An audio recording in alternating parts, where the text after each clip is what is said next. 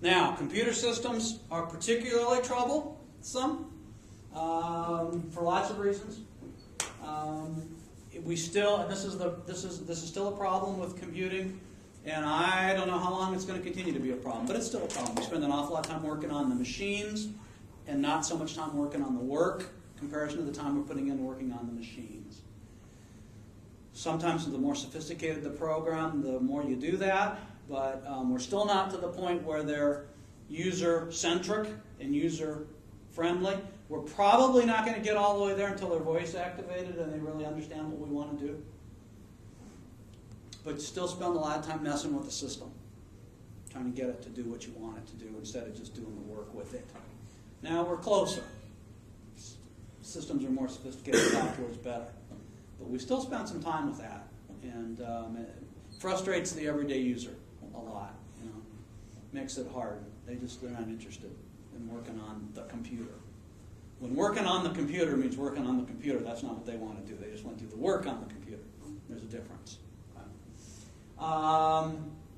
Creeping featureism may not be the worst problem, but putting that together with worshiping false complexity, and you probably got most of the problem. And that's that, you know what, every software vendor, designer, everybody in between has the next 3 or 4 or 5 versions already planned 5 years down the road. Because that's how you do development properly. You don't just develop it and then figure out what the heck you're going to do next, because then you run the risk of falling behind. But the problem is they're going to put a bunch of junk in that thing to try to just make it different, to differentiate it, to make it so that you have to have it, to make it so that that cycle goes on, that Moore's Law cycle of every 18 months. And, I mean, most of it we really just don't need. So few people need most of it. But yet it goes in, and then it makes the system have to be bigger, it makes the chip have to be faster, it makes the whole thing have to be more.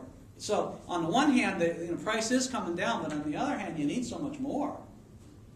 Good Lord, you have to have a faster processor and a lot more memory just to open the operating systems they're putting on these suckers now. Because they're just bloated. Anybody's come out with a thinner operating system in a long time. Even Apple hasn't. So, you know, it makes them harder. It makes them... And the other thing with computers is, of course, everything happens in a black box. And that is difficult for users. You know, even though they don't want to know about any of it, it would be nice if they did know about some of it. Because if they knew about some of it, then they could think about the things that might be going wrong. But it's all inside a mysterious black box that they really don't know anything about. And you can take that for every peripheral. I have no idea what happens in, you know, I've got 2 boxes that make the cable modem work. I know that one is a modem, and I know that one is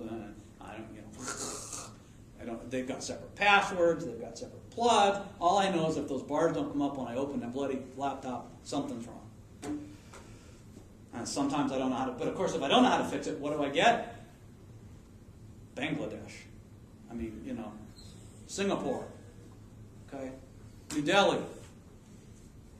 I had no idea I'd ever be calling foreign countries, you know, to ask what's going on in my living room. But that's what happens. It's off-putting, spending more time on systems. I mean, you stop and think about it for just a second. Well, of course, you're at a university, so you just plug it in. But if you're in a home and the thing goes down, it's a nightmare. I mean, it's just a nightmare. You know, because you don't have Dave to call. It's just a nightmare. Because it's Singapore, and she has no idea what your problem is. She's got a checklist. She's got to go all the way through before she can even say, hi, how are you? What's your problem? It's maddening.